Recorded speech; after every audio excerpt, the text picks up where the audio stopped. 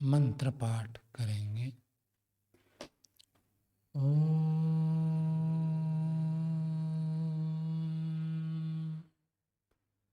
सहना भवतु सहनौ भुनक्तु सह वीर्यं करवावहै तेजस्विनावधीतमस्तु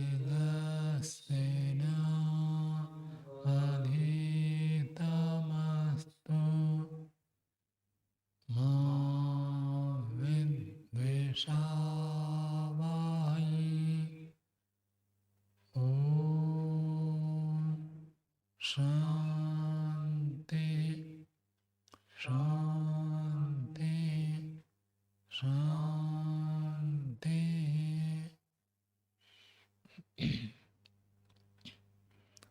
न्याय दर्शन की 109वीं कक्षा है। न्याय दर्शन में तृतीय अध्याय का द्वितीय अन्य पढ़ रहे हैं। उसमें 47वें सूत्र तक हो गया था। आज 48वें सूत्र से पाठ चलेगा। नया प्रसंग एक उठा है कि शरीर के होने पर ही चेतना हमको प्राप्त होती है। शरीर न होने पर चेतना मिलती नहीं है। प्रलय में आत्मा रहती है या नहीं रहती? जीवात्मा है। प्रलय में, प्रलय काल में जीवात्मा रहती है, लेकिन चेतना जीवात्मा है तो चेतन तो है ही, लेकिन वो चेतन होते हुए चेतना उपलब्ध नहीं होती है। सृष्टि काल में तो आपको पता चल रहा है, प्रलय काल में कहाँ पता चलता है। और मान लीजिए एक व्यक्ति का देहावसान हो गया, मृत्यु के बाद शरीर छोड़कर दूसरे शरीर में जाता है। जब तक दूसरा शरीर नहीं आया तब तक चेतना का पता चलता है क्या? कोई आत्मा एक शरीर को छोड़कर मानो इधर से जा रहा है तो हमको पता है क्या इसमें आत्मा है? चेतना का पता नहीं चलता।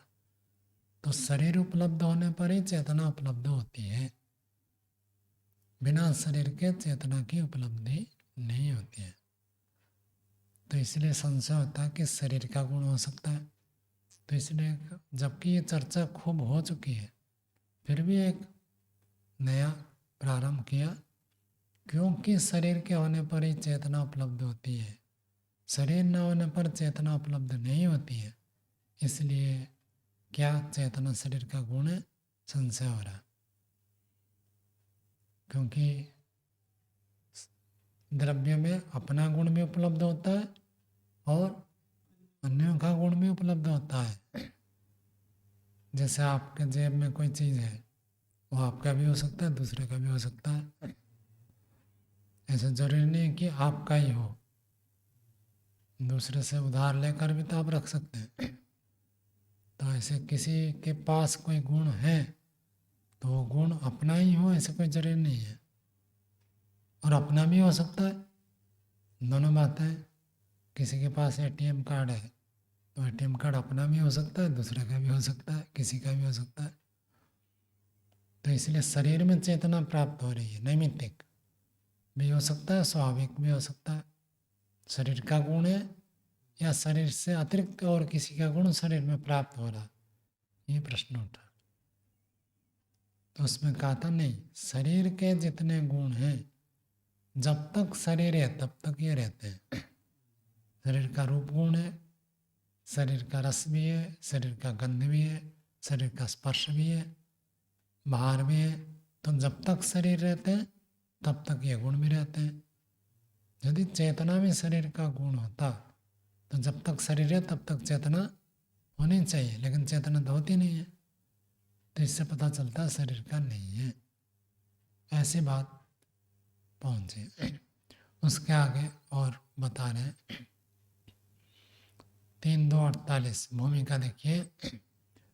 यच्च मन्येत सति श्यामादि गुण द्रव्ये श्यामानि परम दृष्टः एवं चेतनो परम स्यादिति।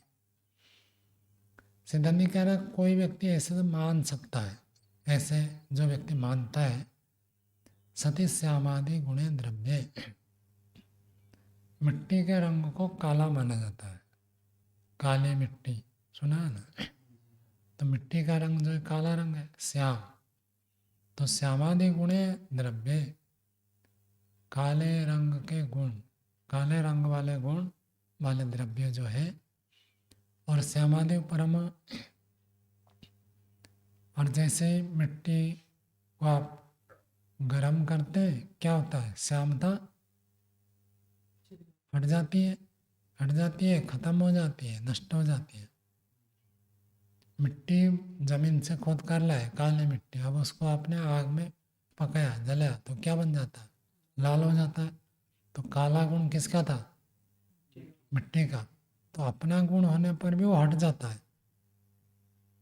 तो ऐसे शरीर का गुण चेतन मानो, और जैसे काला रंग हट जाता है ऐसे ये भी हट जाएगा। लोहा का रंग, लोहा ऐसे काला होता है, तो स्टील है, लोहा का रंग काला होता है, और जब ब्लास्ट फर्नेस में इसको डाल देते हैं वो पिघल जाता है पूरा। आपको देखने में ऐसे तरल, पानी जैसे तरल तो लगेगा, लेकिन दिखता है बिल्कुल लाल लाल अंगारे जैसे। तो उसका रंग कैसे था, काला, और बदल गया, क्या हो गया, लाल हो गया।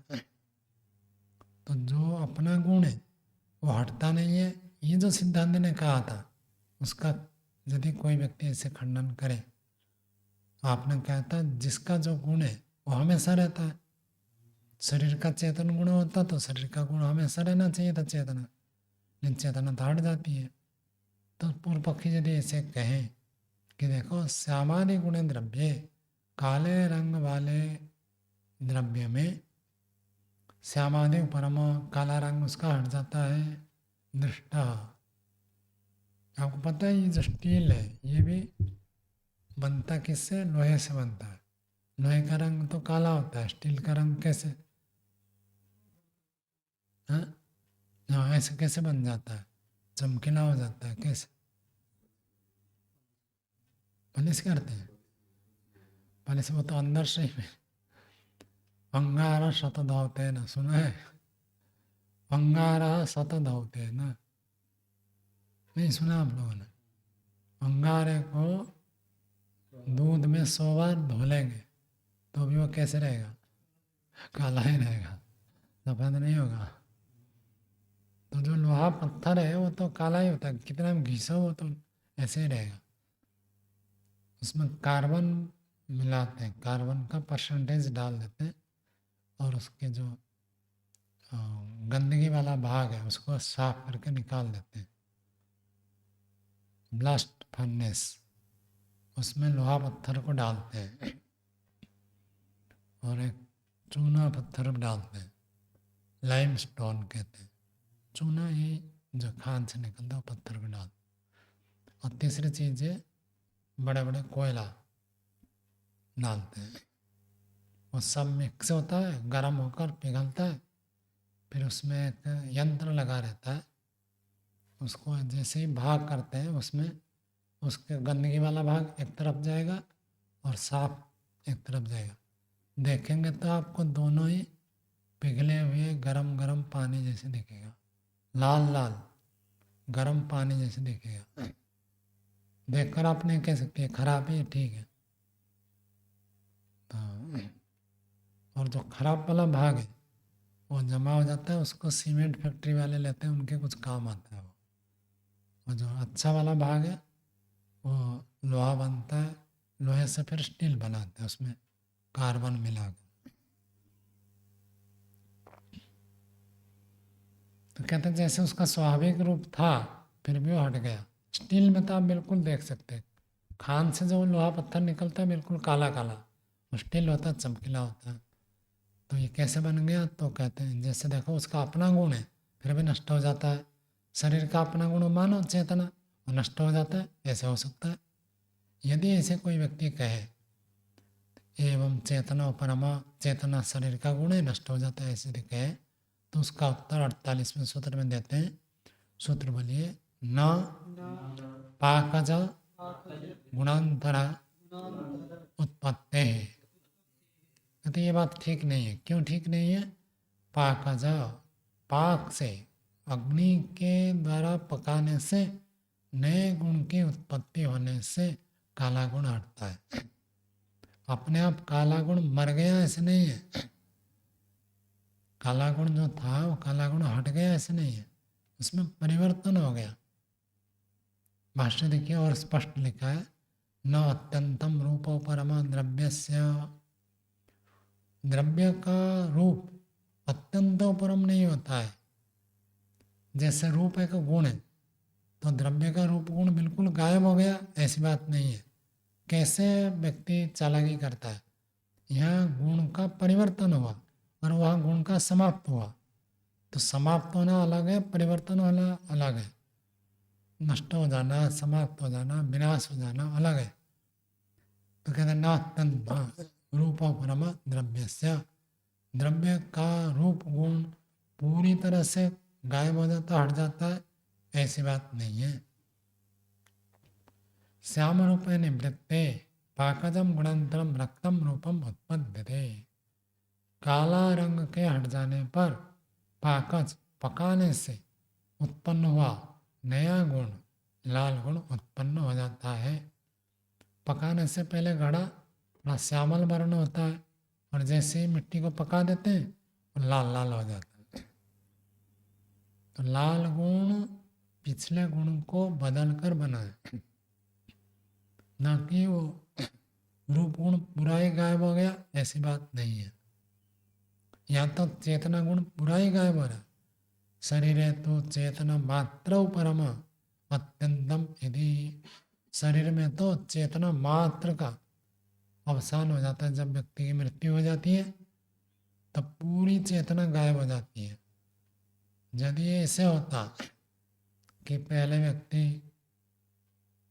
हिंसा करता था, बाद में अहिंसक हो गया, तब तो मान लेते कि भाई उसका एक गुण बदल गया। यहाँ गुण बदल नहीं रहा, गुण फिर क्या हो रहा, फुट ही रहा, गायब हो रहा। तो गायब हो गया तो उसको आप नहीं कह सकते। जैसे लाल गुण उत्पन्न हुआ, काला गुण हट गया, ऐसे ही यहाँ पर चेतना हटकर नया गुण नहीं है, चेतना तो सर्वथा ही विनाश हो गया। समझ में आया? चलो हाँ, चेतना गुण हट करके, माइक से बोलिए। चेतना गुण समाप्त होकर के जड़ गुण आ गया, तो ये परिवर्तन है गुण का। ऐसे नहीं है ना, चेतना और जड़ में क्या समानता है? जैसे लाल और काला दोनों रूप है, तो आपको ऐसे बताना पड़ेगा।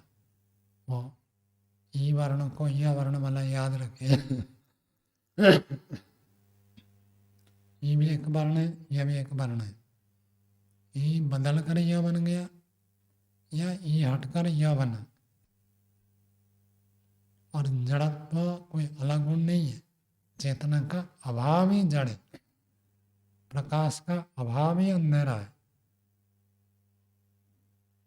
प्रकाश बदल गया तो कम प्रकाश हो गया कह सकते हैं, लेकिन प्रकाश हट गया तो उसको प्रकाश का परिवर्तन नहीं कह सकते। प्रकाश समाप्त हो तभी अंधेरा आएगा।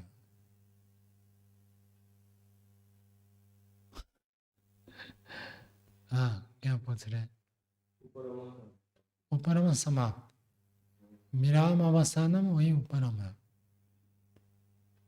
वो आता ना सम दम तितिक्षा उपरति, उपरति उपरम, हट जाना, नष्ट हो जाना, विनाश हो जाना।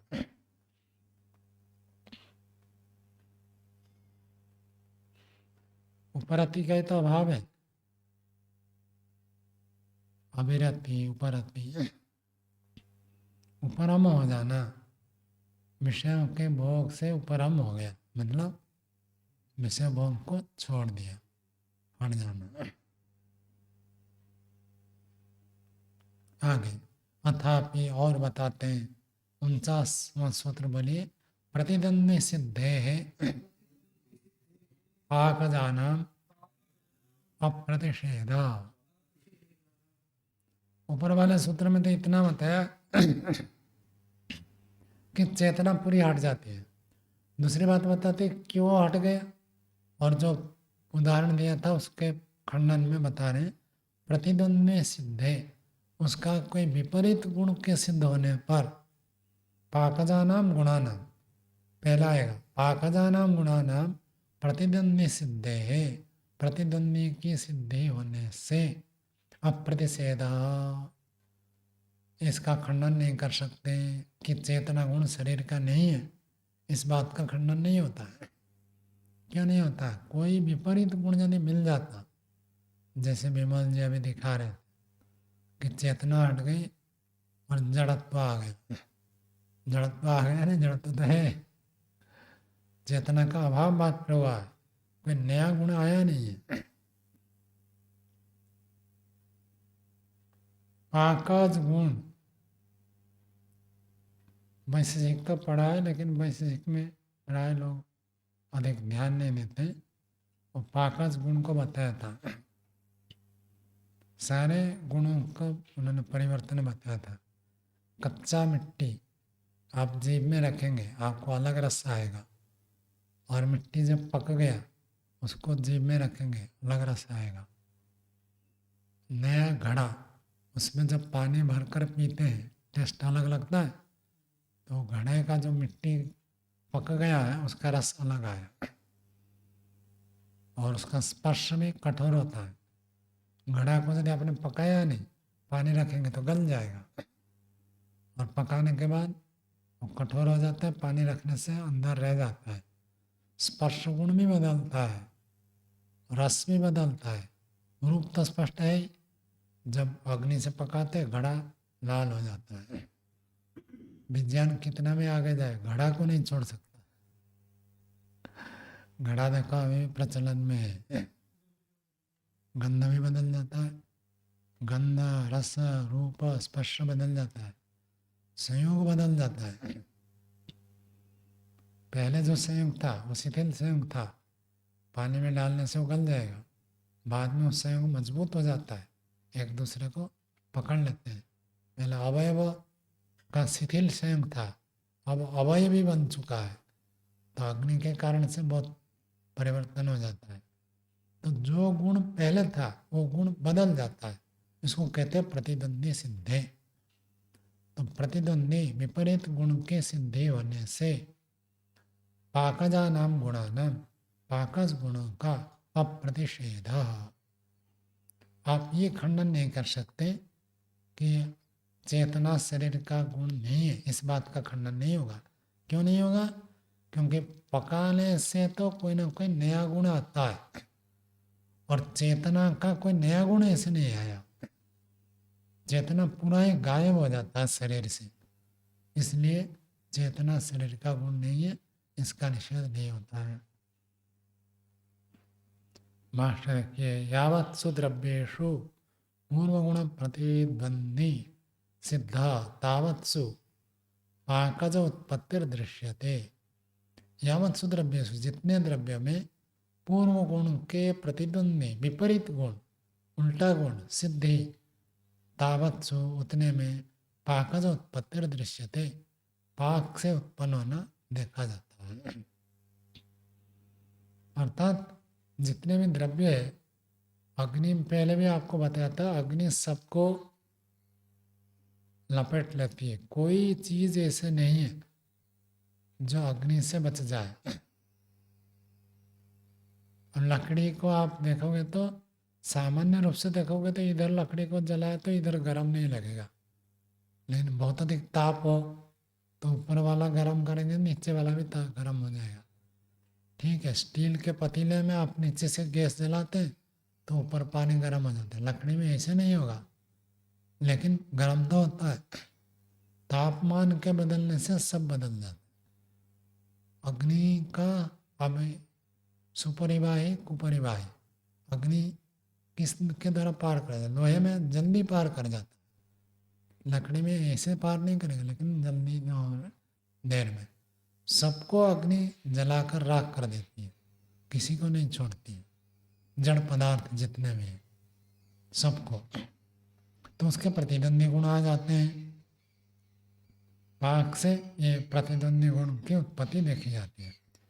पूर्व गुणे सह पाकजा नाम अवस्थानस्य अग्रहणात्, पूर्व गुण के साथ पाकज गुणों का अवस्थान एक साथ नहीं रह सकते। काला गुण होगा तो लाल गुण नहीं होगा। मिट्टी में यदि कालापन है तो लाल गुण नहीं आएगा।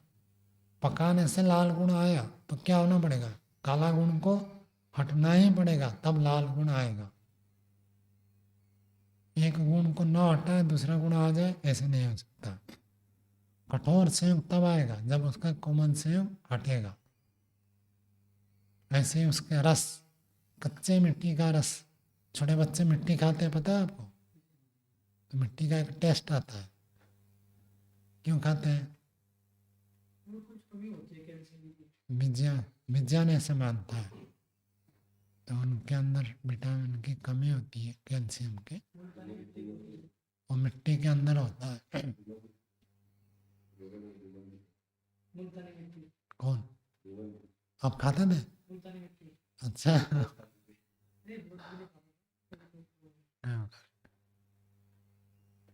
तो कब छोड़ दिया?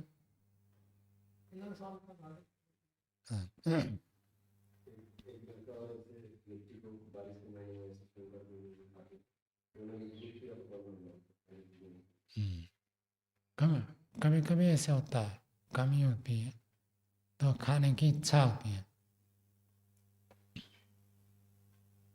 और एक आदत बन जाए तो फिर तो कमी ना हो तो भी खाने लगता है व्यक्ति। स्लेट पर लिखते हैं। हाँ हाँ।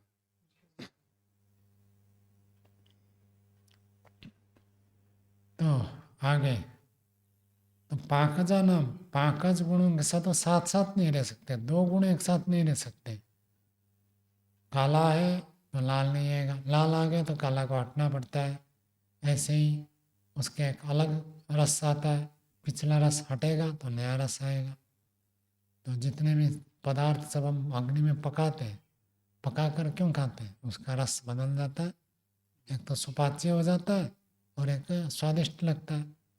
कच्चा आलू बैगन खाएंगे तो क्या रस आएगा, उसी आलू को बैगन को आप पका देते हैं तो बहुत स्वादिष्ट हो जाता है। तो स्वादिष्ट रस कब आएगा, जब पुराना रस हटेगा। पुराना रस है तो नया रस नहीं आएगा। तो पूर्व गुण के साथ ये एक साथ नहीं रह सकते। न च शरीरे चेतना प्रतिद्वंदी सिद्धौ सह अनवस्थायी गुणांतरम गृह्यते। कहते शरीर में चेतना का कोई प्रतिद्वंदी सिद्ध होने पर उसके साथ अनवस्थायी न रहने वाला कोई दूसरा गुण मिल जाता है, ऐसे नहीं है। जीवित शरीर में और मृत शरीर में ऐसे कोई गुण नहीं मिलता। जीवित शरीर में चेतना है जिसके कारण से वो दूसरा गुण नहीं आ सकता, और मरने के बाद चेतना हट जाए तो गुण आ जाए, ऐसे कोई गुण है नहीं। तो इसलिए ये नहीं कह सकते चेतना का कोई प्रतिद्वंदी गुण उपलब्ध है, ऐसे नहीं है। जड़त्व तो चेतना का अभाव मात्र का नाम है। अभाव अपने आप में कोई द्रव्य नहीं होता, गुण नहीं होता, पदार्थ नहीं। किसी का अभाव इतने मात्र का कोई पदार्थ नहीं कह सकते। खरगोश का सिंह अभाव है तो उसको एक पदार्थ नहीं कह सकते। जैसे चेतना का अभाव कोई तत्व नहीं है जो उपलब्ध हो गया। ये न अनुमीयत तेन चेतनाया विरोधा, कोई ऐसे गुण नहीं है जो चेतना का विरोध गुण मरने के बाद उपलब्ध हो जाए, ऐसे तो है नहीं। तस्माद अप्रतिषिद्धा चेतना यावत शरीरम वर्तेत न तो वर्तते। इसलिए ये बात तो खंडित नहीं हो पाई। क्या खंडित नहीं हो पाई? यावत शरीरम चेतना वर्तेत, यदि शरीर का गुण चेतना होती तो जब तक शरीर है तब तक चेतना रहे, इस बात का खंडन नहीं हुआ। क्या खंडन नहीं हुआ, समझ में आया अनमोल जी? चेतना शरीर का गुण होता तो जब तक शरीर है तब तक क्या रहना चाहिए, चेतना रहनी चाहिए। तो इस बात का तो खंडित नहीं हुआ। आपने कह दिया काली मिट्टी को जलाने से लाल बन जाता है, इतने मात्र से ये बात खंडित नहीं हुई कि शरीर का गुण चेतना होती तो चेतना जब तक शरीर है तब तक मिलना चाहिए।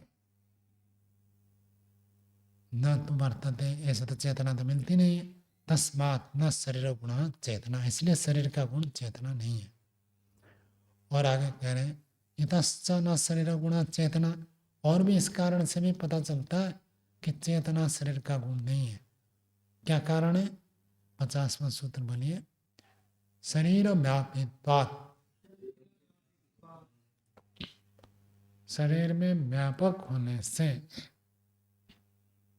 चेतना शरीर में व्यापक है। इस कारण से भी पता चलता है शरीर का गुण नहीं। आप कहेंगे ये क्या बात हुई, यदि चेतना व्यापक है तो मिलना चाहिए।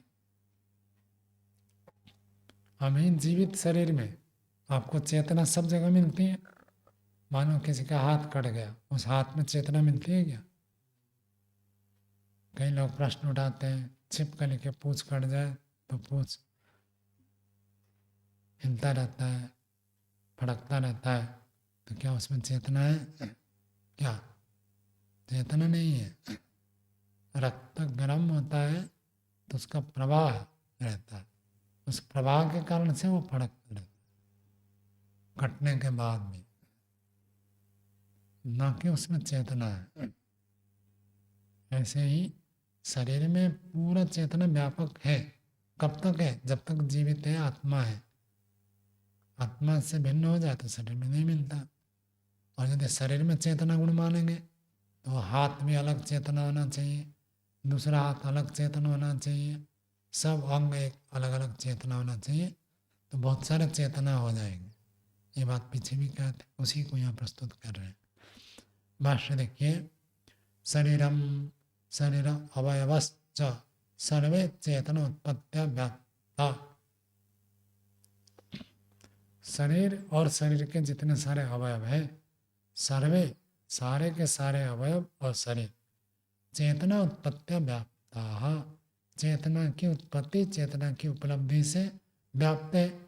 इति इस प्रकार से तो न क्वचित अनुत्पत्ति चेतनाया, तो कहीं पर भी चेतना की अनुत्पत्ति नहीं होती है। ये तो भूमिका बना रहा है, आगे मुख्य बात बताएंगे। शरीरवत शरीर अवयवात चेतना यदि प्राप्तम चेतन बहुतम। और यदि शरीर को आप चेतन मानेंगे, जिस कारण से आप शरीर को चेतन मानेंगे, शरीर का हर अवयव ऐसे चेतन हो जाएगा। शरीर का अर्थ क्या है? कुछ अवयव मिले हुए हैं, कौन से? जैसे आप देखो, पूरे शरीर को आप देखेंगे तो सबसे ऊपर चर्म है, चर्म के अंदर रक्त है, फिर मांस है, फिर हड्डी है, फिर मज्जा है, यही सब तो है। इनको हम शरीर कहते हैं। और इनमें यदि चेतना मिल गई, इतने भाग तो पैर में भी है। जो चीज़ आप पूरे शरीर में कह रहे इतना पैर में भी है या नहीं? चर्म है, रक्त है, मांस है, हड्डी है, सब है, वही है। तो पैर भी क्या होना चाहिए? चेतन। हाथ में भी है तो हाथ भी चेतन होना चाहिए। मुख का भाग, इसको भी पूरे को चेतन मानो। सब अंग अलग अलग अंग एक एक चेतन हो जाएंगे, तो क्या बन जाएगा? बहुत चेतन। एक शरीर में बहुत सारे चेतन होने का दोष आएगा यदि आप शरीर का गुण मानेंगे तो चेतन बहुतम तत्र यथा प्रति शरीरम चेतन बहुते सुख दुख ज्ञानानाम व्यवस्था लिंगम एवं एक शरीर भी सात। कहते हैं उस विषय में यदि ऐसी स्थिति हो, उस विषय में क्या दोष आएगा? यथा जैसे प्रति शरीरम, आपका शरीर अलग है, इनका शरीर अलग है, इनका शरीर अलग है, सबका शरीर अलग अलग है, तो अलग अलग शरीर हो तो चेतन बहुत पे, चेतन का बहुत होने में सुख दुख का ज्ञानानाम व्यवस्था। मनमोहन जी दुखी हो रहे और विमल जी सुखी हो रहे, और कोई ज्ञानी हो रहा है, कोई अज्ञान हो रहा है, सबके अलग अलग हो रहे हैं ना। क्यों अलग अलग हो रहे हैं? सबकी चेतना अलग अलग चेतना हो तो अलग अलग अनुभूति होगी। कोई सुखी, कोई दुखी, कोई कोई ज्ञान में रहेगा, कोई अज्ञान में रहेगा, ऐसा अलग अलग स्थितियां बनेगी। ठीक है। तो जैसे अलग अलग चेतन शरीर में अलग अलग सुख दुख ज्ञान की अनुभूति होती है, ये लक्षण बनता है कि वह चेतना अलग अलग है एवं एक शरीर भी ऐसे एक शरीर में भी होना चाहिए। यदि एक शरीर में भी बहुत सारे चेतन मानेंगे, हाथ सुखी होगा तो पैर दुखी होगा, कभी ऐसे होता है क्या? चलते चलते पैर कीचड़ में लग गया अथवा गंदगी में पैर पड़ गया तो हाथ खुश होता है क्या? चलो तू देखो गंदगी में है, मैं आराम में हूँ, ऐसे नहीं होता है। बहुत सारे चेतन मानेंगे तो ये दोष आएगा। हाँ हाँ। सत्यार्थ प्रकाश में मार्क्स ने लिखा है, एक गुरु के दो चेले थे और वो भाग बांट दिए थे पूरा 50-50। इधर वाला पैर को एक चेला दबाएगा, उधर वाला पैर को दूसरा चेला दबाएगा, और एक चेला दबाते दबाते उसको नींद आ गई, झपकी आ गई तो उसका हाथ दूसरे पैर में गिर गया। तो उन्होंने कहा तुम मेरे पैर के ऊपर हाथ डाला, तो उन्होंने इसको पीटा, फिर उन्होंने इसको पीटा। गुरु जी बेचारे हंता संता हो गए, दोनों पिटाई करने लग गए। तो इनको इतना भी पता नहीं है वो एक ही है, अलग अलग नहीं है। यदि अलग अलग चेतन मानेंगे तो ये दोष आएगा। न तो भवती, एक शरीर में कोई शरीर का अवयव सुखी हो, दूसरा अवयव दुखी हो, तीसरा ज्ञानी हो, ऐसी स्थिति नहीं बनती है। तस्मात् न शरीर गुण चेतना, इस कारण से पता चलता है कि शरीर का गुण चेतन नहीं है। यदुक्तम न क्वचित अपि शरीर अवयवे चेतनायाः अनुत्पत्तिरिति साधना। कभी कभी क्या होता है, पूर्व पक्षी एक छोटी बात को पकड़ लेता है। उन्होंने बात बताई कि शरीर के हर जगह पर क्या है, चेतना है। शरीर का कोई ऐसे भाग नहीं है जहाँ चेतना नहीं है। पूर्व पक्षी उसी बात को पकड़ लिया। यदुक्तम, जो आपने ये कहा, क्वचित शरीर अवयवे, शरीर के किसी अवयव में चेतनायाः अनुत्पत्ति न, चेतना की अप्राप्ति नहीं है। ये जो बात आपने कही, ये बात आपकी ठीक नहीं है। क्यों ठीक नहीं है? पूर्व पक्षी का सूत्र है 51वां सूत्र, बोलिए। केश नख आदिषु अनुपलब्धे है। पूर्व पक्षी कहते देखो बाल में चेतना नहीं है, नाखून जो बढ़ जाता है आगे उसमें चेतना नहीं है। आपने कहा था शरीर के हर अवयव में चेतना है। बाल शरीर का अवयव है या नहीं है? लेकिन उसमें चेतना नहीं है। तो कैसे भी आपकी बात को गलत सिद्ध करेगा। ये नहीं देख रहा कि शरीर में चेतना व्यापक है। वो इतना कह रहा कि केश और नख में नहीं है, और आप कह रहे सब जगह है, इसलिए आपकी बात ठीक नहीं है। हाँ?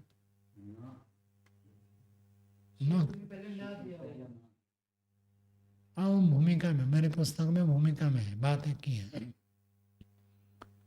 अनुत्पत्ति, जो आपने कहा था चेतना, भूमिका देखिए, कहीं शरीर के अवयव में चेतना की अनुत्पत्ति, चेतना की कहीं भी अनुत्पत्ति नहीं। ये जो बात आपने कही थी सा, वो बात ना, वो ठीक नहीं है। क्यों ठीक नहीं है?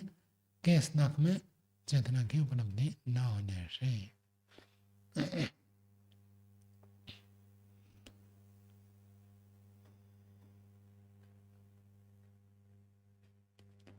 भाष्य देखिए, केशेषु नखादिषु च अनुत्पत्ति चेतनायाः। तो पूर्व पक्षी कह रहा है बालों में और नाखून में चेतना की अनुत्पत्ति है, चेतना प्राप्त नहीं हो रही। इति इस प्रकार से अनुपन्नम शरीर व्यापित्वम यदि, ये जो बात आपने कही थी कि शरीर में, पूरे शरीर में व्यापक है चेतना, वो बात ठीक नहीं है, वो बात आपकी गलत है। सिद्धांति अगला सूत्र बता रहा है, 52वां सूत्र, बोलिए। त्वक् पर्यंतत्वात् शरीरस्य केशनखादिषु अप्रसंगः। सिद्धांति कहता है शरीर का अर्थ होता है त्वचा तक, बस। त्वक पर्यंतत्वात्, त्वचा चर्म चमड़ी तक ही शरीर का स्वरूप होने से बाल और नाखून में चेतना का प्रसंग नहीं है। चेतना उसमें उपलब्ध होने की कोई बात ही नहीं है, वो शरीर का अवयव ही नहीं है। शरीर के साथ जुड़ा होता हुआ है लेकिन वो शरीर का अवयव नहीं है। ऐसे न्याय दर्शनकार बताते हैं कि बाल शरीर का पार्ट नहीं है, शरीर का हिस्सा नहीं है, शरीर का भाग नहीं है। भाष्य देखिए, इंद्रियाश्रयत्वं शरीर लक्षणम। इंद्रिय के आश्रय में, इंद्रिय का जो आश्रय है उसको शरीर कहते हैं। चेष्टा इंद्रिय अर्थाश्रय शरीरम, शरीर का अर्थ होता है जो चेष्टा का आश्रय, इंद्रिय का आश्रय और अर्थ का आश्रय। तो इंद्रियों का जो आश्रय है वो शरीर लक्षण है। वो कहाँ तक है कि त्वक पर्यंतम, तो इंद्रिय तो त्वचा है तो वहां तक ही शरीर माना जाएगा। जीवन जीव मन सुख दुख सम्मिति आयतन भूतम शरीरम। कहते जीव मन सुख दुख सम्मिति, जीव का जो मन है, जीव का अर्थ जीव प्राण धारण है, जहाँ प्राण चल रहा है, जहाँ मन है और सुख दुख की अनुभूति जहाँ होती है, वहाँ तक जो आधारभूत है उसको शरीर कहते हैं। जैसे उंगली कट जाए तो आपको कष्ट होता है, क्या बाल काटने से कष्ट होता है? नहीं होता है ना। ये अलग बात है, कोई बाल से राग उत्पन्न कर ले, महिलाओं को प्राय बाल में अधिक राग होता है। तो मैंने ऐसे कहते कहते कईयों का मुंडन करवा दिया था। योगग्राम में पतंजलि में रहता था, महाभाष्य पढ़ते थे, तो वहाँ दूसरे लोग भी पढ़ते थे। तो मैंने कहा देखो, किसी भी वस्तु में आपको राग हो तो मुक्ति नहीं होगी, शरीर के प्रति राग हो तो भी नहीं होगी, और बाल के प्रति राग हो तो भी मुक्ति नहीं होगी। और बाल तो आप काट ही नहीं सकते, तो बाल नहीं काट सकते तो मुक्ति नहीं होगी। तो फिर बार बार कहने पर तो कुछ ना कुछ तो असर पड़ता है। तो बछड़ा भी क्या लगता है, कुत्ता जैसे लगता है। तो बार बार कहा मैंने कि बाल रखने से मुक्ति नहीं होगी, बाल रखने से मुक्ति नहीं होगी। तो एक दिन जोश आ गया, वो काट दिए बाल। अब एक व्यक्ति काट दिए तो नाक कटा संप्रदाय तो होता नहीं है। एक ने नाक काट दिया तो दूसरा भी नाक काटता ताकि विष्णु का दर्शन होगा। तो एक यदि वैराग्य के भावना से बाल काट दे तो दूसरा भी काट सकता है। जो अरुण जी थे वो एक बार नया नया आर्य समाज में आते थे, तो वो कहा मैं सदस्य बनूंगा। तो उनको कहा गया कि आर्य समाज का सदस्य बनना है तो आपको वेदारंभ संस्कार करना पड़ेगा, उपनयन संस्कार, उपनयन तो करना पड़ेगा और बाल काटना पड़ेगा। तो उन्होंने कहा बाल काटने की बात करें आप, मुझे कहेंगे तो मैं गर्दन काट दूंगा। बाल काटने की क्या बात करते हैं? ऐसे भावना से होते हैं व्यक्ति। मैं ये कह रहा था कि बाल के साथ तो सुख दुख का संबंध नहीं है, तो मानसिक होता है। मन से व्यक्ति सोचता है बाल ऐसे रखने से बड़ा सुख मिलता है, बाल को ऐसे साइज करेंगे, ऐसे करेंगे, वैसे करेंगे, तो उसमें बाल के साथ ही सुख का संबंध है। उंगली कट जाए तो दर्द होगा, लेकिन बाल कट जाए तो कोई दर्द नहीं होता है।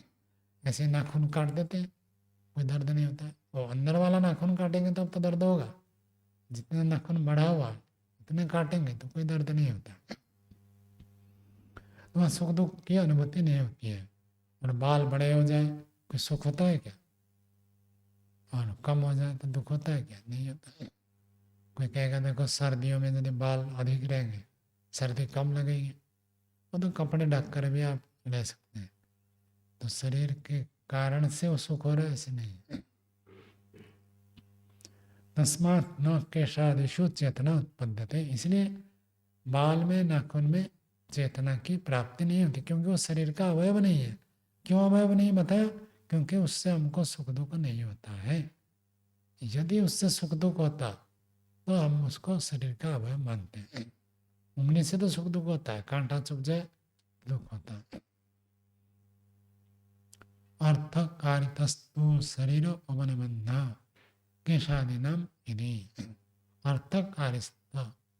अर्थकारिता, अर्थ का अर्थ प्रयोजन, किसी प्रयोजन के कारण से ये किया गया। क्यों? परमात्मा यदि शरीर का अवयव नहीं है, बाल, शरीर का अवयव नाखून नहीं है, तो परमात्मा ने बाल को नाखून को क्यों बनाया? कि उसका कोई ना कोई प्रयोजन है। महर्षि ने लिखा है, शीत प्रदेश हो तो पूरा बाल रख सकते हैं, बाल दाढ़ी बढ़ा सकते हैं, कोई बात नहीं। बाल दाढ़ी बढ़ा देते ठंड कम लगे। और यदि गर्म प्रदेश हो तो शिखा भी ना रखे तो भी चलेगा, ऐसे लिखा है। शिखा रख रहे हैं बहुत बड़ा और उसके कारण से पसीना हो रहा है, जू निकल रहे हैं, तो काट दो। तो ऐसे लिखा है। तो किसी प्रयोजन के लिए है। नाखून का काम ही उंगली को बचाना चाहता है। इतने वाले भाग जो है ये तो उंगली को बचा ही रहे। तो उंगली में थोड़ा बड़ा है, नाखून पीछे, तो उंगली को पूरा करने के लिए नाखून बढ़ जाता है। उंगली तक आ जाए तो फिर अब ज़्यादा नहीं बढ़ता है, कम बढ़ता है। हम जैसे ही काटते हैं फिर वो सुरक्षा करने के लिए बढ़ जाता है। उंगली की सुरक्षा के लिए नाखून बढ़ते हैं, ऐसे वो शरीर का अवयव नहीं है। अरे कुछ लगेगा तो आपको कैसे? उंगली सहन करती है, जब नाखून हो तो उसको सुरक्षित रखेगा ना। ये भाग नहीं होता तो कैसे लगता है? जैसे देखो भाई, ये नाखून जहाँ है वहां से ऊपर वाला छो, एक प्रेशर वाले उसी को दबाते हैं, कितना दर्द होता है। नहीं, कठोर कैसे हो जाए? कठोर तो इधर वाला भाग है, इधर वाला भाग कठोर नहीं होता। हाँ, कठोर। अब एक बात तो एक ही है ना, आपने उसको कठोर कहा है, इसको नाखून बना दिया।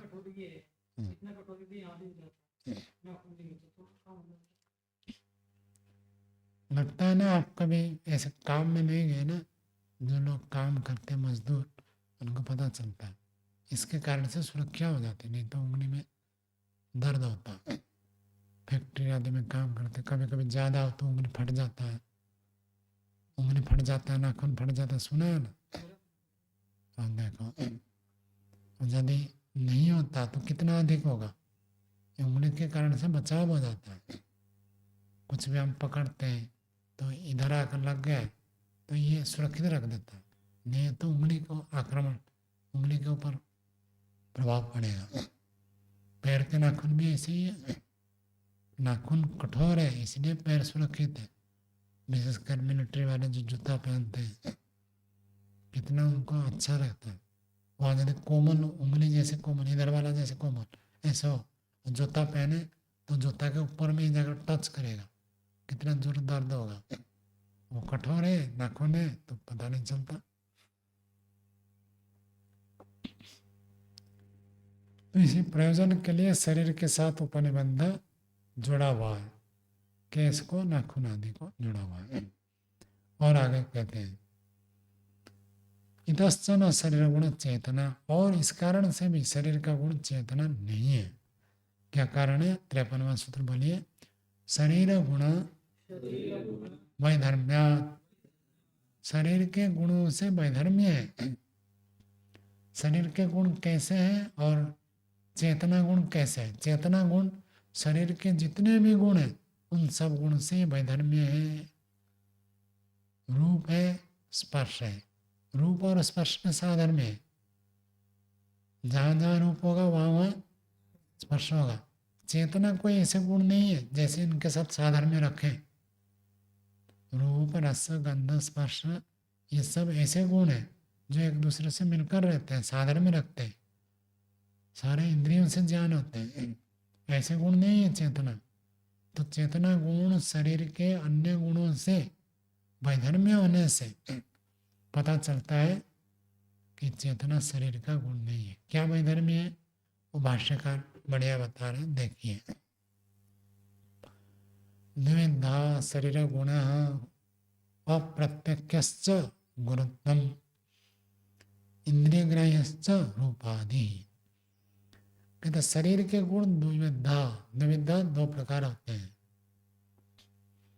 विध का अर्थ होता है प्रकार। शरीर के जितने भी गुण हैं उन सब गुणों को दो भाग में बांट दिया। कौन से? एक गुण, एक भाग को कह दिया अप्रत्यक्ष, जो प्रत्यक्ष नहीं होता है, और इंद्रिय ग्राह्य, इंद्रियों से प्रत्यक्ष होता है। इंद्रिय से मतलब बाह्य इंद्रिय से। मन में एक इंद्रिय है, उसको छोड़ देते हैं, तो इंद्रिय ग्राह्य, बाह्य इंद्रियों से ग्राह्य रूपादि है। तो गुरुत्व का अर्थ होता है भार। शरीर का भार कितना है? मुझे लोग बहुत देखते हैं तो कहते हैं 55-60 किलो तो होगा। मैंने कहा 55 भी नहीं है, क्योंकि और नीचे वो जा नहीं पाते। मेरा 46 के लगभग है। तो आँख से यदि भार पता चल जाता तो कह देते हैं, जैसे कोई व्यक्ति काला है तो हम कह देते हैं काला है, कोई गोरा है तो कह देते हैं गोरा है। ऐसे यदि भार भी आँख से पता चल जाता तो बता देते। फिर भार तोलने की मशीन की आवश्यकता नहीं रहती। तो भार जो है इंद्रियों से जाना नहीं जाता है, वो अप्रत्यक्ष है। और इंद्रिय ग्राह्य में रूप है, रस है, गंध है, स्पर्श है, ये सब इंद्रिय के द्वारा ग्राह्य है। विधांतरम तो चेतना, चेतना जो है विधांतर है। विधांतर मतलब दूसरे प्रकार है। ना चेतना को आप अप्रत्यक्ष कह सकते हैं, न चेतना को आप इंद्रिय ग्राह्य कह सकते हैं। चेतना को किसी इंद्रिय से नहीं जान सकते। क्यों अप्रत्यक्ष क्यों नहीं कह सकते? कहते ना अप्रत्यक्ष संवेद्यत्वा, संवेद्य, संवेद्य का अर्थ अनुभव करने योग्य। हर व्यक्ति अनुभव करता मैं चेतन हूँ। किसको लगता है मैं जड़ हूँ? किसी को भी नहीं लगता मैं जड़ हूँ। हर व्यक्ति को अनुभव होता है मैं चेतन हूँ। जब चेतना की अनुभूति हो गई तो अप्रत्यक्ष नहीं कह सकते। स्थूल प्रत्यक्ष तो सबको होता ही है, सूक्ष्मता से प्रत्यक्ष नहीं हो रहा है। सूक्ष्मता से प्रत्यक्ष समाधि प्रत्यक्ष। समाधि में आत्म साक्षात्कार नहीं हुआ, ये अलग बात है। स्थूल रूप से तो हर व्यक्ति को अनुभव होता है मैं हूँ, मैंने कहा, मैं खाया, मैं गया। तो जो मैं की अनुभूति हो रही है इसको आप अप्रत्यक्ष नहीं कह सकते। लेकिन मैं पूछूंगा आपका भार, आपके शरीर का भार कितना है? आप कहेंगे पता नहीं, 5 साल पहले मैंने तोला था, अब मुझे पता नहीं। वो तो अप्रत्यक्ष हो रहा है। लेकिन आप यहाँ हैं या नहीं है तो आप कहेंगे क्या मुझे पता नहीं है? कोई कहेगा? कोई नहीं कह सकता मैं हूँ या नहीं हूँ, पता नहीं। सबको अनुभव होता मैं हूँ। तो जब मैं हूँ तो प्रत्यक्ष हो गया, अप्रत्यक्ष नहीं कह सकते।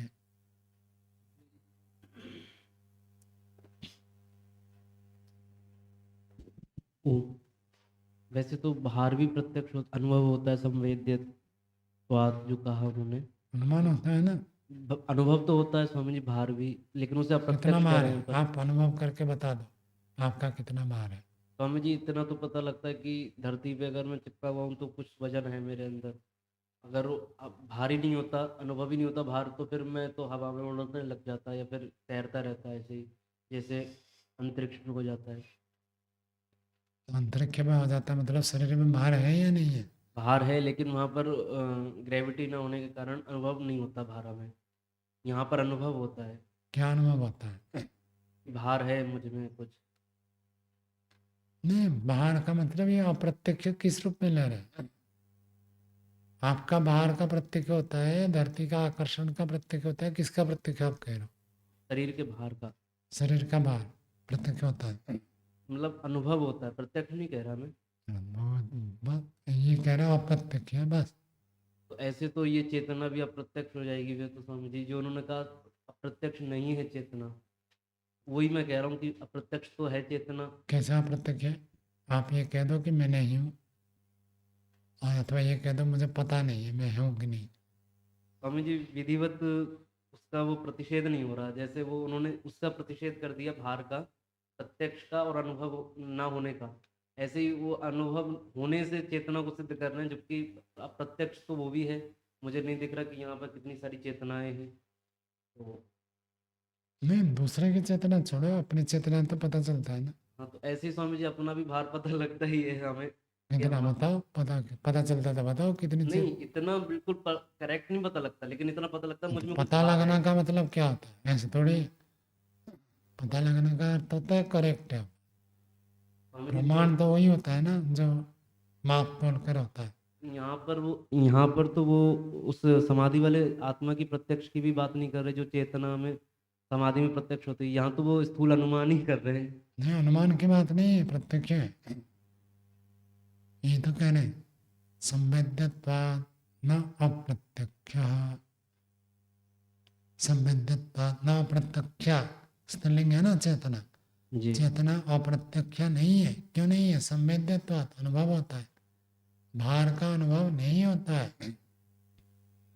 भार को तो आप अनुमान से जानते हैं कि देखो उछल रहा है तो गिर रहा है, तो इसलिए है। प्रत्यक्ष हो जाता तो वो जो न्यूटन देखा कि फल गिर रहा है, तो उसको थोड़ी अच्छे पुरस्कार मिलता। नहीं वो तो सब कह देते कि मैं देखो ये तो सबको प्रत्यक्ष। नहीं, वो तो दूसरे की द्रव्य में हो गया। अपने में तो अनुभव होता ही है भार। जैसे अपने में चेतना अनुभव होती है, प्रत्यक्ष जिसे कह रहे हैं, वो अप्रत्यक्ष नहीं कह रहे चेतना को। उसी प्रकार से अपने में तो भार अनुभव होता ही अनुभव है। होता तो बताओ कितना भार है? इतना तो नहीं स्वामी जी कह कितना सकते। नहीं मतलब अनुभव नहीं है। कितनी चेतना फिर माननी पड़ेगी, कैसी चेतना, ये सब चेतना हमें में, अनुभव होनी चाहिए फिर तो। चेतना में मात्रा नहीं होती। फिर तो स्वामी जी समाधि में जो चेतना की प्रत्यक्ष की बात कही है वो नहीं कहनी चाहिए, क्योंकि ऐसे ही हमें प्रत्यक्ष हो रहा मात्रा है। नहीं है ना, मात्रा की थोड़ी प्रत्यक्ष थोड़ी होता है। ऐसी तो अन्य मात्रा की गुणों तो का मैं भी कह प्रत्यक्ष रहा हूँ होता स्वामी है। जी, भार का मात्रा नहीं है। मात्रा की तो प्रत्यक्ष समाधि में ही होगा भार का पूरा तरीके से। लेकिन यहाँ पर तो अनुमान ही करा जा सकता है स्थूल भार रूप का से। प्रत्यक्ष समाधि में होगा, तराजू में हो जाता है। वो तो स्वामी जी उसका पैमाने अलग अलग है, साधन अलग अलग है। समाधि चेतना का उसी बात साधन को है। तो कह रहे हैं। उसको साधन से आप जानते हैं, बिना साधन के आपको पता नहीं चलता है। और मैं हूँ इसके जानने के लिए कौन सा साधन चाहिए? समाधि समाधि बिना समाधि के हो जाता है। लाइट जल रही है तब भी मैं की अनुभूति, अंधेरा हो तो भी आपको लगेगा क्या मैं हूँ या नहीं हूँ? लेकिन पूरा स्पष्ट तो नहीं होता ना अत्यंत। जैसे बाहर जैसे पूरा स्पष्ट नहीं हो जाता कितना है। आपको स्पष्ट है कि मैं हूँ या नहीं है? हाँ, इतना तो है स्वामी जी। स्पष्ट है। देखो, स्पष्ट स्पष्ट कह रहा हूँ स्वामी जी। स्पष्ट है मुझे कि मैं चलो हूँ। इनको माइक दो। स्वामी जी मैं ये कह रहा था जैसे कि शरीर ना रहने पर भी चेतना जो रहती है मतलब अनुभव होती है, पर वहाँ प्रकट नहीं कर पाता है। जो आत्मा प्रकट नहीं कर पाता कि मैं चेतन हूँ। वहाँ शरीर मिलने के पश्चात वो प्रकट हो जाता है। इतना ही है। हाँ, तो ठीक है, तो चेतना गुण शरीर का नहीं है ना। नहीं, शरीर का गुण नहीं है, परंतु शरीर जब होता है तब चेतन प्रकट हो जाता है। पर वहाँ चेतन प्रकट नहीं होता क्योंकि शरीर नहीं वहाँ नहीं रहता। सिद्धांत पक्ष है, ये तो सिद्धांत है। चेतना होते हुए भी प्रकट नहीं होता बिना शरीर के। योग दर्शन का सूत्र बताइए। स्वस्वामी शक्ति स्वरूप उपलब्ध हेतु संयोग।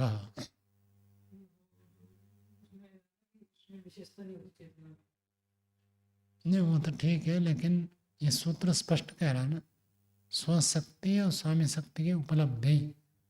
उपलब्धि का है तो संयोग।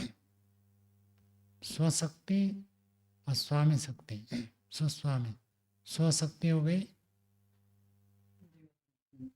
उल्टा गए प्रकृति। स्व जीवात्मा स्वामी शक्ति है, तो स्वशक्ति और स्वामी शक्ति का जब संयोग होता है तब उपलब्धि होती है। केवल जीवात्मा अपने आप रहे तो पता ही नहीं चलेगा मैं हूँ, अथवा केवल प्रकृति है आत्मा नहीं है तो प्रकृति का कोई उपयोग ही नहीं है। जब दोनों जुड़ते हैं प्रकृति की भी उपयोगिता होती है और आत्मा को भी अपना अस्तित्व का बोध होता है। दोनों की उपलब्धि के लिए संयोग चाहिए। प्रकृति की भी उपलब्धि नहीं होगी जब तक स्वामी शक्ति के साथ नहीं जुड़ेगा। आगे देखिए। न इंद्रिय ग्राह्य मनोविषयत्वात्, तो इंद्रिय ग्राह्य नहीं है। जैसे हम शरीर का रूप, रस, गंध, इन सबको इंद्रिय से ग्रहण करते हैं। कोई व्यक्ति घुस जाता तो बहुत दुर्गंध आती है तो कह देते ना भाई ये साफ सुथरा नहीं है, गंध आ रही है इसके शरीर से, तो ये इंद्रिय ग्राह्य है, बाह्य इंद्रिय ग्राह्य है। और चेतना ऐसे बाह्य इंद्रिय के द्वारा ग्राह्य नहीं है। क्यों नहीं है? मनोविषयत्वात्, मैं की अनुभूति मन के माध्यम से होता है। ये भेद दिखा रहा है। जो आत्मा की अनुभूति है वो समाधि अवस्था में तो बिना मन के भी हो सकता है, लेकिन समाधि से इतर अवस्था में मन के माध्यम से होता है। तस्मात् द्रव्यांतर गुण यदि, इसलिए ये दूसरे द्रव्य का गुण है।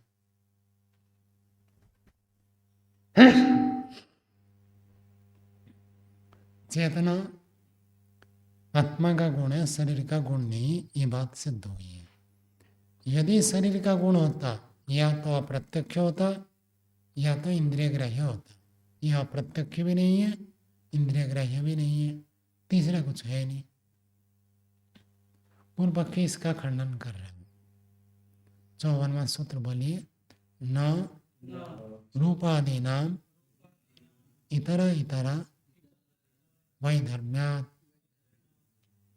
पूर्व पक्षी कह रहा आपकी बात ठीक नहीं है। क्यों ठीक नहीं है? रूपादि नाम, वो कहते देखो रूप एक अलग गुण है, रस एक अलग गुण है, गंध एक अलग गुण है। रूपादि गुणों का इतर इतर एक दूसरे में से वैधर्म्य है। जैसे रूप का ज्ञान किससे होता है? आँख से होता है, और स्पर्श का ज्ञान त्वचा से होता है। इन दोनों में वैधर्म्य हो गया ना।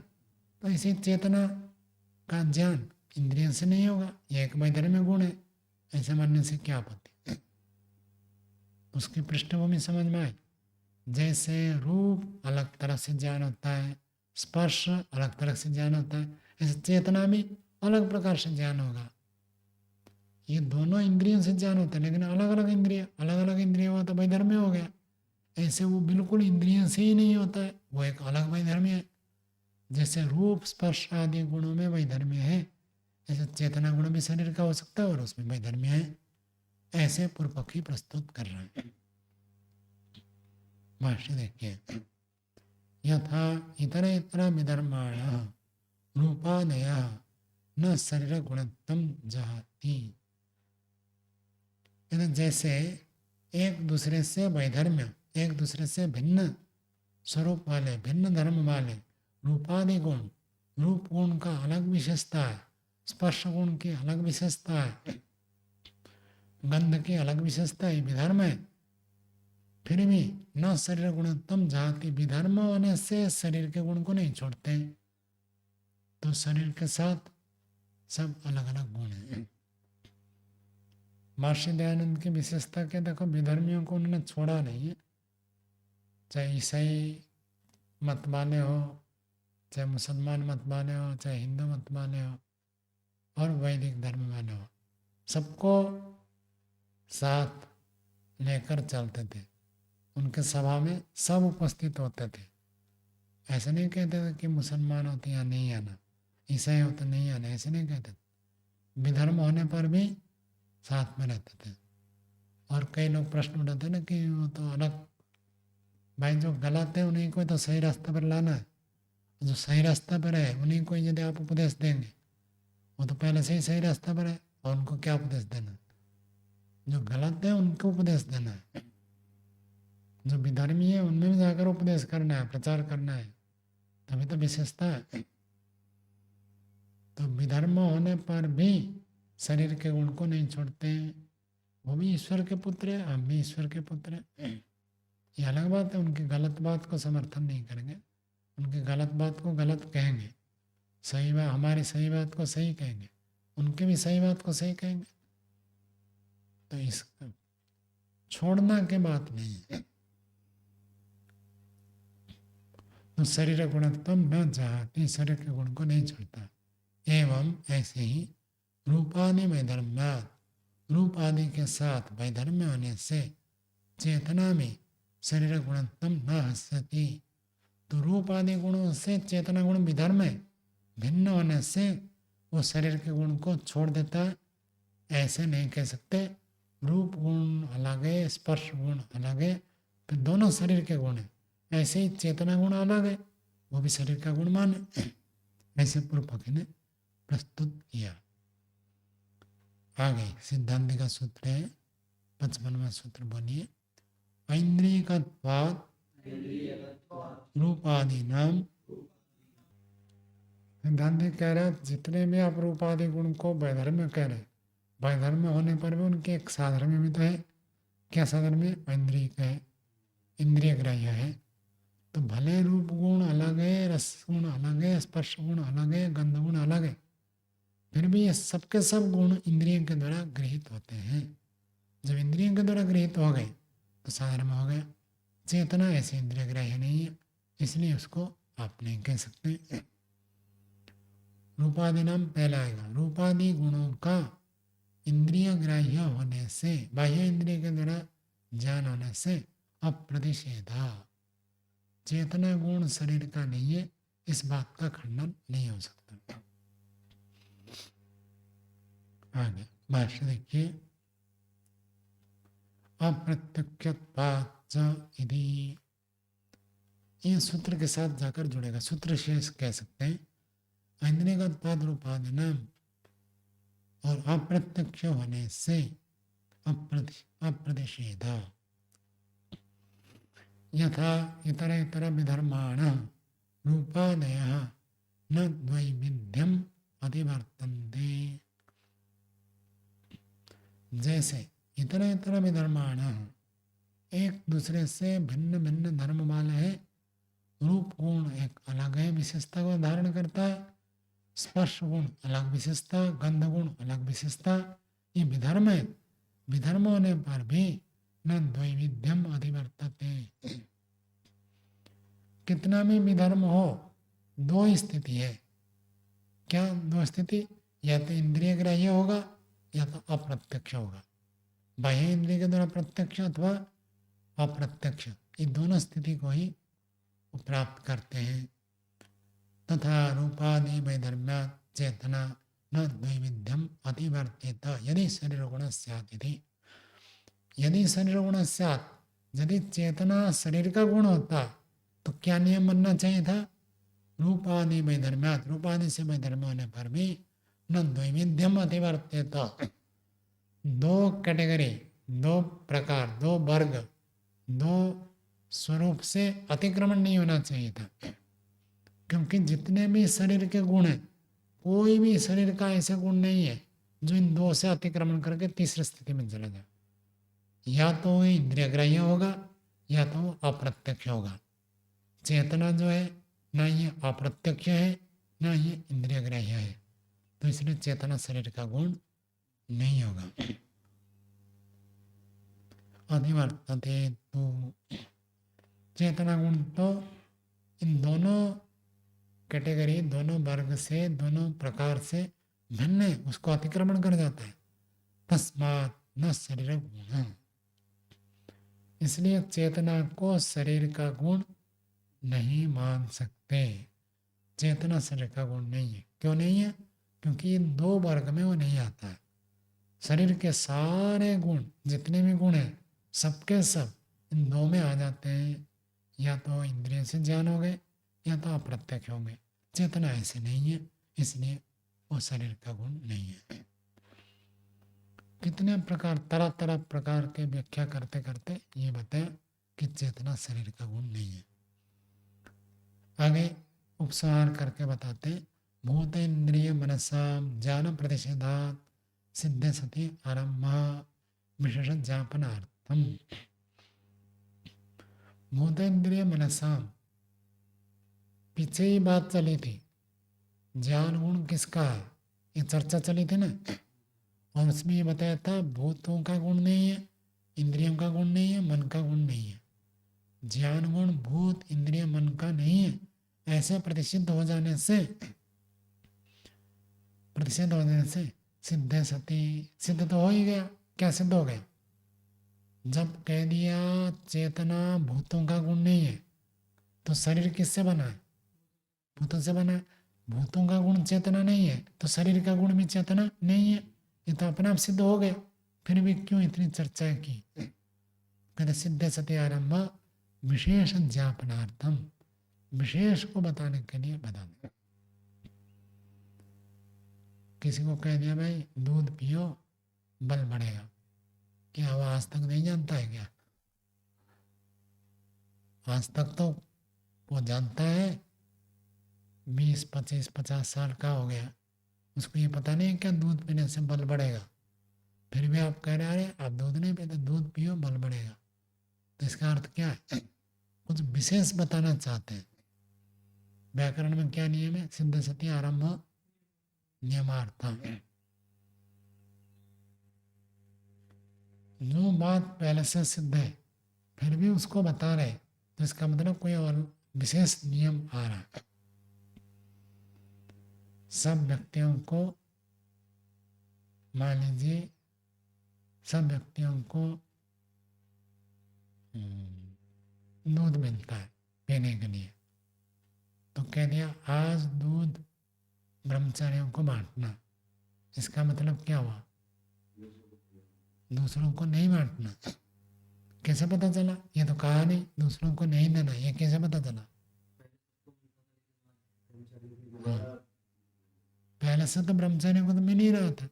यदि मिलना ही था तो ना कहे तो भी मिल जाता, फिर भी कह रहे, इसका मतलब कोई विशेष है। विशेष बात नहीं होती तो ऐसे नहीं कहते। तो इसी बात को कहते हैं, यदि कोई बात पहले से सिद्ध है फिर भी उसको बताया जा रहा है। आरंभ का अर्थ प्रस्तुत करना, बताना, ज्ञाप कहना, तो विशेष ज्ञापन के लिए होता है। कुछ और विशेषता है इसीलिए तो बताया जा रहा है। यदि विशेषता नहीं होती तो बताने की आवश्यकता नहीं है। हवन के बाद प्रातरास होता है, ये तो सबको पता है, फिर बताने की क्या आवश्यकता है? बताने मतलब आज हवन देर में होगी तब भी प्रातरास कब होगा? हवन के बाद, अर्थात विलम्ब होगा। इसको बताने के लिए कह रहे हैं कि हवन के बाद प्रातरास होगा। हवन के बाद तो रोज होता है, आज कहने की क्या जरूरत पड़ी? तो आज हवन देर में होगी, आज देर में होगा, और प्रातरास भी देर में होगा। ऐसे नहीं कि हवन देर में होगा इसलिए प्रातरास पहले कर ले, इसको रोकने के लिए कह रहे हैं। और नियम सूत्राणाम तात्पर्य निषेधे वर्तते। जब कहीं पर नियम लगा जाता है तो वह निषेध में तात्पर्य होता है।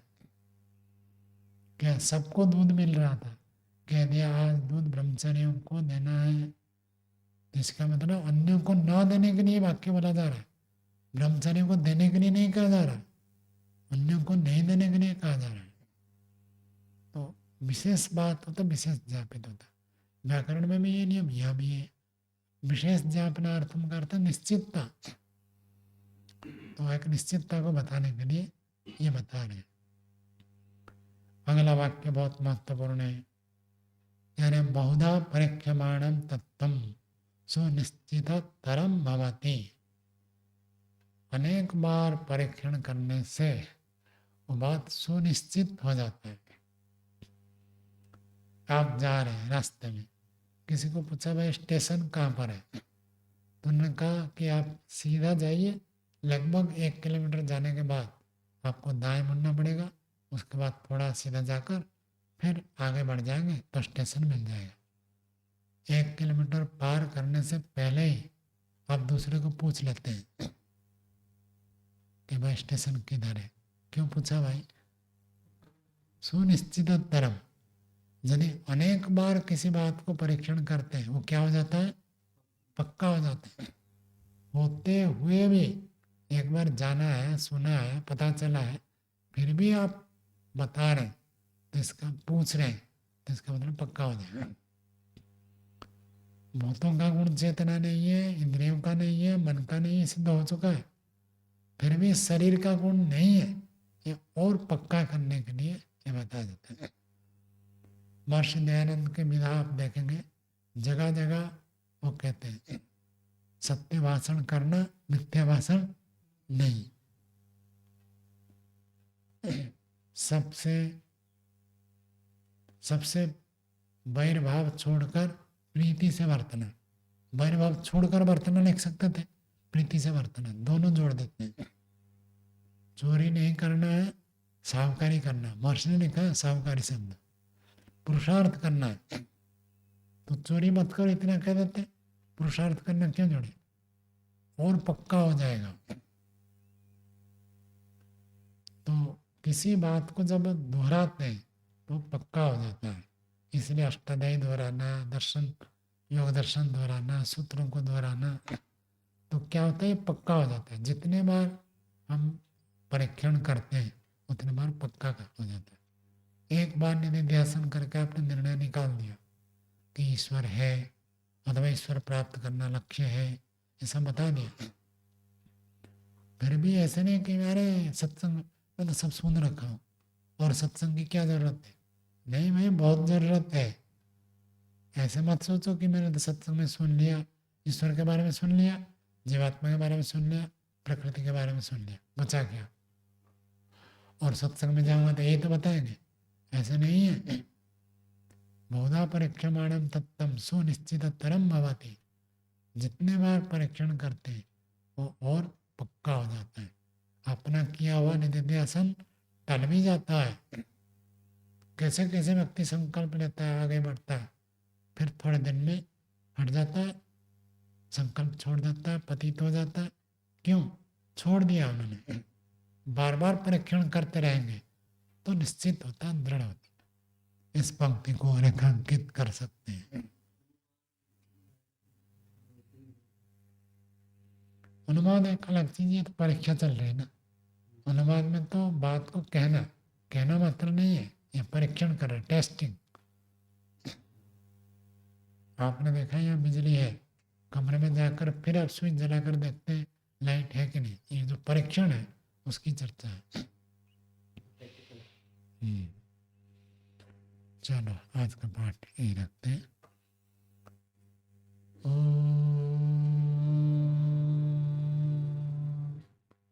शांति शांति शांति। सर्वेभ्यो